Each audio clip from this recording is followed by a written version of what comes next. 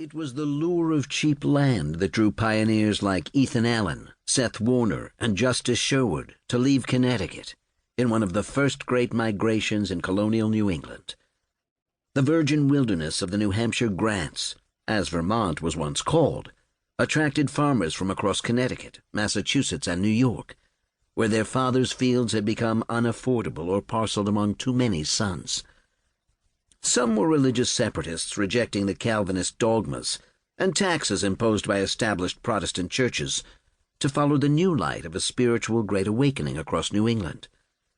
These pilgrim settlers brought their children and households on horseback through the woods from Massachusetts, following native trails too narrow for a cart.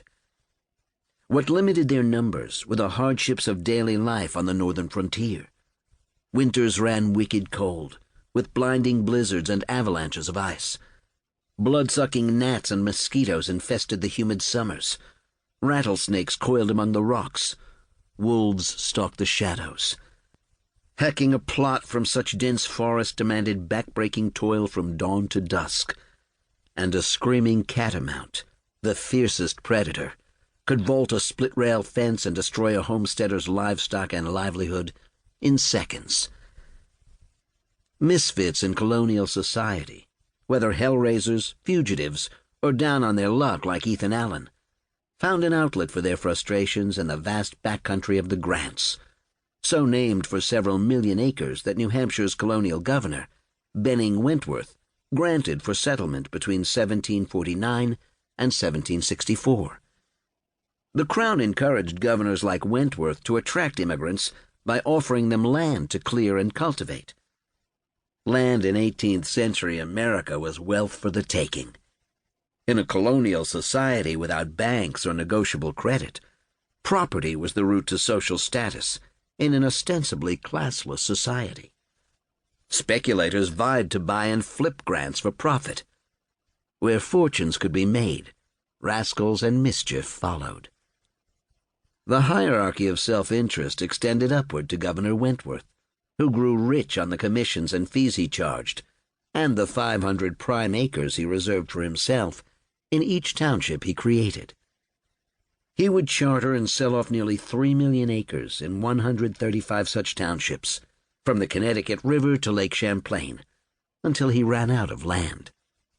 The first he named after himself, Bennington. Once the sun dropped below the rim of surrounding hills, Wentworth's paper townships plunged into pitch blackness, lit only by moonlight, the firefly flicker of campfires, and glowing cabin hearths. The journey was best undertaken in late winter, when the trammeled snow stayed frozen enough to make travel easier, before the ice thawed into a springtime morass of mud. Families who could afford them rode sleighs or pushed sleds up the frozen Connecticut River or Lake Champlain. They herded cattle and sheep through the valleys and foothills, passing up marginal tracts in expectation of better land ahead. Wives and children walked if there was no room in the ox carts or sledges stuffed with farm and household implements. The more intrepid sallied forth to claim and clear their land, building a hovel habitable enough for their families to join them after the next winter. The earliest homes in the New Hampshire grants looked nothing like the tidy farms left behind in Connecticut or Massachusetts. Logs were felled and notched to frame a cabin. More logs, split and hewed, made a floor. Bark covered the roof. Sticks plastered with clay became walls. Axes and augers were used to build a table, benches, and bedsteads. A large rock flanked by smaller stones formed the fireplace. The huts filled with smoke and leaked with rain, and were occupied before they were habitable. In winter, hefty logs would be fed into the fire and kept ablaze, not just for warmth, but also to keep away predators. Homesteaders slept on their unburned wood piles, swaddled in animal pelts. When the French and Indian War spilled into New England, its militias marched north to fight for the English king, hacking a road through the forests to Lake Champlain.